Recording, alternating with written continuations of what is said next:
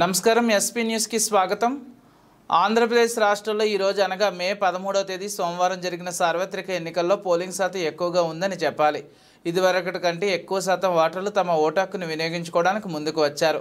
జగన్మోహన్ రెడ్డి, చెల్ల జగ్గిరెడ్డి, జగ్గంపూడి రాజా, బత్తుల బలరామకృష్ణ, బత్తుల వెంకటలక్ష్మి వీరంతా తమ ఓటు హక్కును బాధ్యతాయుతంగా వినియోగించుకున్నామని ఎస్పీ న్యూస్కి తెలియవచ్చింది। ఇక తూర్పుగోదావరి జిల్లాలో రాజానగరం నియోజకవర్గంలో మధ్యాహ్నం 2 గంటలకు అంచనాగా 50% ఓట్లు పోలయ్యాయని ఆయా పోలింగ్ కేంద్రాల ప్రిసైడింగ్ ఆఫీసర్స్ ఎస్పీ న్యూస్కు తెలియజేశారు। సీతానగరం మండలంలో కాటవరం, ముగ్గుల్ల, రాపాక, చిన్నకొండేపూడి గ్రామాలలో పోలింగ్ కేంద్రాల వద్ద వైఎస్ఆర్ కాంగ్రెస్ పార్టీ, ఉమ్మడి కూటమి పార్టీల మధ్య వివాదాలు చోటు చేసుకోవడంతో కొట్లాట్లకు దారితీసే పరిస్థితి నెలకొనడంతో వెంటనే నార్త్ జోన్ డీఎస్పీ రంగంలోకి దిగి పరిస్థితిని అదుపులోకి తీసుకువచ్చి పోలింగ్ ఏమాత్రం ఇబ్బంది కలగకుండా కంట్రోల్ చేశారు। ఈవీఎంలు పూర్తిగా సహకరించకపోవడంతో పోలింగ్ లేట్ అవుతుందని అధికారులు తెలిపారు। ఉదయం 11 గంటల వరకు తగు మాత్రమే పోలింగ్ నిర్వహించబడిన 12 గంటలు దాటిన తర్వాత ఎక్కడికక్కడ పోలింగ్ కేంద్రాల వద్ద బారులు తీరిన ఓటర్లు కిక్కిరిసిన జనంతో పోలింగ్ కేంద్రాలు నిండిపోయాయి।